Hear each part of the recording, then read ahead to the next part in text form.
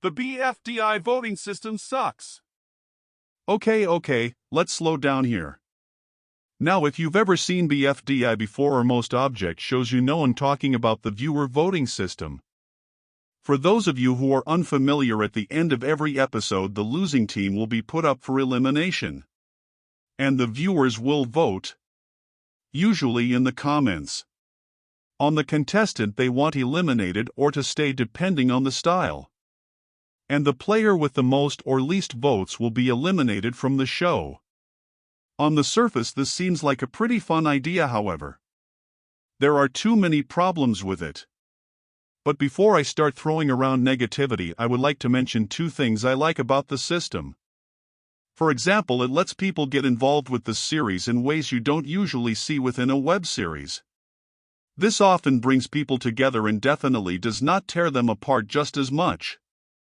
For those of you who don't know, after an episode releases, the main topic of conversation will more than likely be the voting.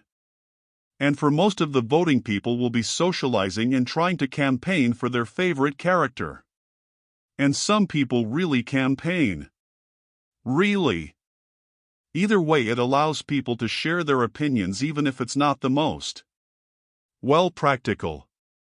The other thing I appreciate is that J&J have tried to get rid of spoilers through the forums. Shows they still do care about this aspect of the show. As well as getting people to share their opinions while scrambling to figure out who's safe from the sample of information they get. But that was all the praise I could think of, as you can see. Because there are really quite a lot of problems with the vote to save system, and honestly, vote to eliminate is not much better. Firstly, most of the BFDI audience consists of small children who will see a mean character and try to get them eliminated. And unfortunately, this leads to the writers having to do some character assassinations so there can be an antagonist near the end. This also makes it difficult to create negative scenes with some characters, without making them either stupidly comedic or poorly written. All of this means less character development in the long term. Another problem is the constant battle for screen time. What I mean is, with viewer voting, mainly vote to save. If someone takes a back seat for even an episode, they will see and shrink in votes after losing that challenge. Like Puffball, who at the time a lot of people expected to go far, but she got out after not being important in TPOT 8. Moving on to another TPOT 9 loser, it's quite possible a character get eliminated for the sole reason being that people expected them to be safe. And I don't think I have to explain, but this means that all their votes get dispersed from the same thought process. And if remember correctly, Coiny was a clear victim of this, which I find sad because I, along with everyone, expected him to be on of, if not the last teammates.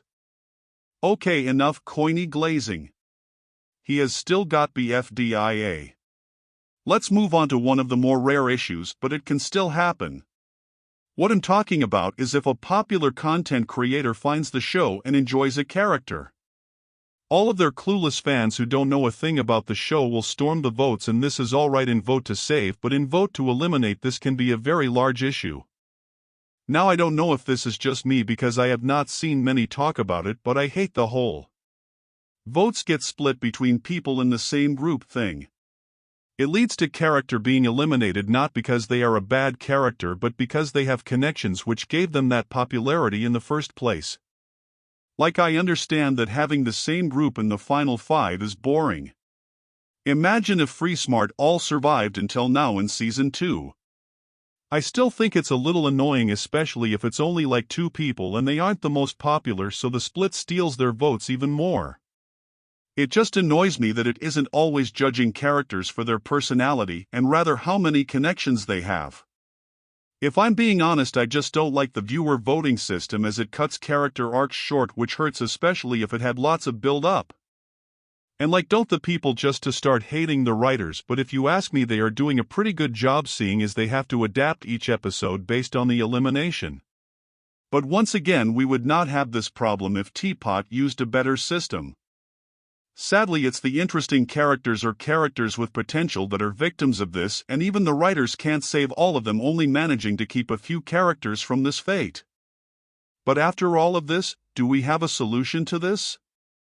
A system that suffers the least from people being dysfunctional members of society. Well, there is contestant voting, but I think we all know it would eventually fall under the same fate as every show. That being bad writing, and once the door opens up there's no closing it. It also takes away the whole point of viewer voting, which allows us to influence the show's outcome. Even if some people ruin it. You know what, just let me decide the elimination. The sole vote, that's the best voting system. For all of you saying, "Oh, where is this style? What about this system? You missed this one." Just shut up. If it's not included in this video, then it probably sucked anyway. These are the best of the worst. But after 15 years of viewer voting, there was one season that came close to a decent system.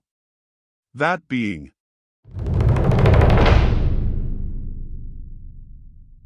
BFDIA. Yes, I am aware that it's just vote to eliminate, but with hardly relevant likes, but if you switch around a few things you unlock this neat little thing called hybrid voting. Basically what hybrid voting means is that you like and dislike a character, but instead of the likes being used for prizes they are subtracted from the dislikes, or vice versa. Hybrid voting, at least in my opinion, is the best system, as most of the time it will get rid of the person with the least fans and most haters. If they let us vote however many we want with the video system, then I think this could be added in a future season. Not to say there aren't flaws, but the positives help. Anyway, that's all I have to say. Feel free to click off the video, but I would just like to say thanks for 675 subscribers. My two most recent videos have been my most popular, even if that's because of a certain Netflix show. Let's see if we can get to 750 subs from this video, as my goal is to pass 1,000 before April ends, so if you're still here, go help out and subscribe. I said subscribe.